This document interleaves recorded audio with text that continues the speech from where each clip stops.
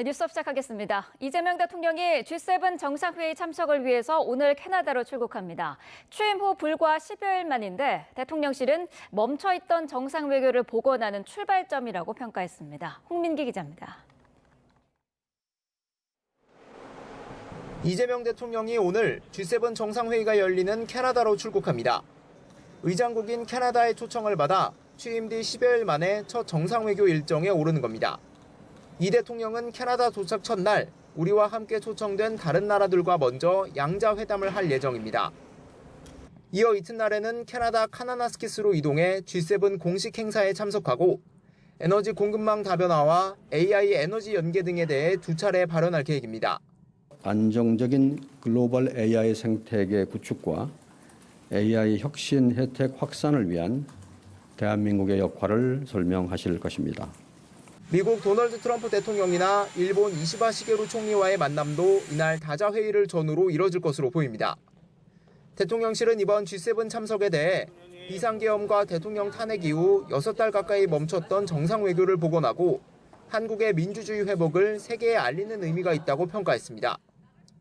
특히 트럼프 대통령과 회담이 성사된다면 현재 진행 중인 관세 실무 협상을 이끌 동력을 제공하는 등 당면한 외교 현안을 타결할 기회가 될 거라고 보고 있습니다. 세계 경제 대국 정상들과의 교류는 우리 경제가 어려운 상황에서 우리의 기업 활동은 물론 민생 회복과 경제 살리기에 기여할 것으로 기대가 됩니다. 이 대통령은 일정을 모두 마친 뒤 캐나다를 떠나 우리 시각으로 오는 18일 늦은 밤 귀국할 예정입니다. 취임 후 첫 국제외교 데뷔전을 치르는 이 대통령이 어떤 성과를 거둘지 국내외 이목이 집중되고 있습니다. YTN 홍민기입니다. 이번 G7 정상회의에서는 한미는 물론 한일 정상회담도 추진됩니다. 관세를 비롯해 과거사 문제 등 여러 현안이 쌓여있는 상황이어서 이 대통령이 강조한 실용 외교가 첫 시험대에 오를 거란 전망입니다. 홍선기 기자입니다. 대통령실은 이재명 대통령의 G7 정상회의 참석을 계기로 한미 정상회담과 한일 정상회담을 열기 위해 실무 협의를 진행하고 있다고 밝혔습니다. 다자회의 일정이 워낙 빠듯하기 때문에 어떤 형식의 만남이 될지는 장담하기 어렵지만 이 대통령과 트럼프 미 대통령의 첫 대면이 이루어지는 것은 기정사실로 보입니다.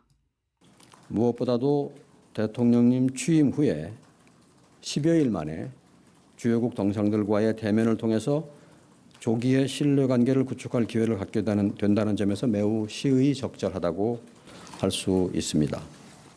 이시바 일본 총리 역시 한일 국교 정상화 60주년 등을 감안해 하루빨리 이재명 대통령과 만나기를 원하는 만큼 한일 정상회담도 열릴 가능성이 큽니다. 日韓首脳会談というものはなるべく早急に行う方が良いし、それはシャトル外交の重要性というのは韓国がどのような政権であっても変わることはないと。 이재명 대통령 입장에서는 취임 2주도 안 돼 주요국 정상과 만나는 기회지만 호락호락한 데뷔전을 기대하기는 어렵습니다. 우리나라가 정상외교 무대에 서지 못한 6개월 사이 산적한 외교 현안이 녹록지 않기 때문입니다. 다만 이재명 대통령은 국익을 우선하는 실용 외교를 강조했지만 북핵 위협과 북러 밀착 상황에서 한미동맹은 물론 한미일 공조가 꼭 필요하다는 점을 누구보다 잘 알고 있습니다. 굳건한 한미 동맹을 토대로 한미일 협력을 다지고 주변 국가의 관계도 국익과 실용의 관점에서 접근하겠습니다. 특히 미국의 경우 이미 관세 폭탄은 물론 한미 방위비 재협상 가능성에다 미중 갈등 속에서 확실한 입장 정리를 요구하고 있는 상황에서 묘수를 찾는 게 쉽지는 않을 것이라는 분석입니다. 게다가 남북관계 개선까지 추진하는 이재명 대통령 입장에서 어떤 방식으로 실용외교의 밑그림을 꺼내놓을지 이번 순방에 관심이 쏠리고 있습니다. YTN 홍선기입니다. 이재명 대통령이 국가안보실 1, 2, 3차장과 AI 미래기획수석을 임명했습니다. 정상외교를 뒷받침할 국방과 외교 통상 전문가들이 발탁됐습니다. 보도에 한동호 기자입니다. 국가안보실에서 국방을 담당하는 1차장에 김현종 전 지상작전사령부 참모장이 임명됐습니다. 김현종 1차장은 문재인 정부에서 청와대 국방개혁 비서관을 맡고 5 군단장을 지냈습니다. 군 정책 분야에 경험이 풍부한 인물입니다. 대한민국 안보 역량 강화는 물론이고 우리 군의 개혁을 이끌 적임자입니다. 외교 분야를 맡는 안보실 2차장엔 이뭉순 현 주 캐나다 대사가 발탁됐습니다. 대미 외교 경험이 풍부한 임 2차장은 G7 정상회의가 열리는 캐나다에서 곧바로 합류할 예정입니다.